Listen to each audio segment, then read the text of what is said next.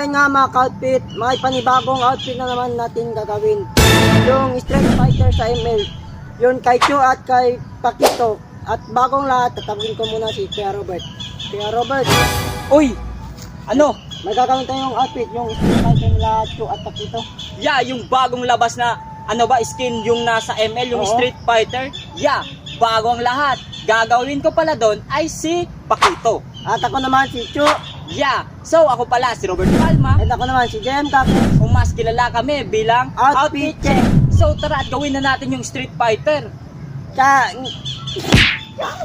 So yun nga mga ka-outfit, nasa pangibaba tayo. Yung ginamit ko pala is itong white na shirt, white na pants mga ka-outfit para sa pangbaba natin.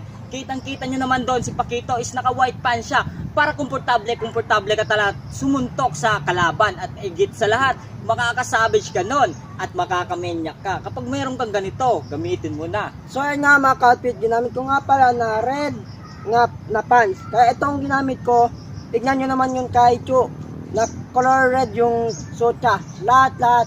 At saka, kung itong ginamit mo, makaka-freestyle ka sa third at later ni Chu. Kaya kung meron ganito, gamitin mo na. Yeah. So yun nga mga ka-outfit, yung ginamit pala namin sa sapatos ay wala, ay magpapaalang kami. Kasi kitang-kita nyo lahat ng Street Fighter doon ay nakapaalang at napakaangas tignan kapag magpapaa ka lang.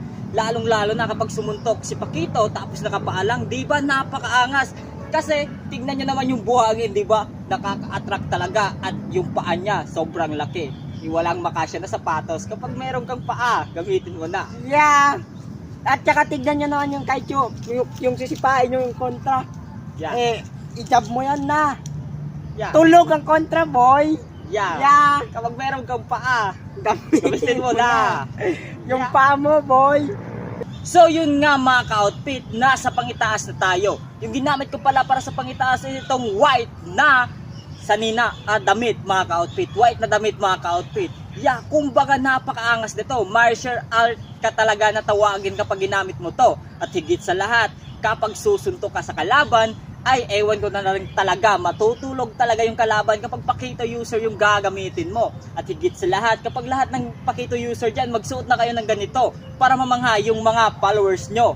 Yeah. Kapag So, meron kang ganito, gamitin mo na. So, ayun nga mga kapit, ginamit ko nga pala na red na jacket. Kaya itong ginamit ko para pang pormahan na din sa outfit natin sa, ano ba yun? Street Fighter? Street Fighter, oo. Yung kay Chu, mas lalo na sa mga tics. Yeah.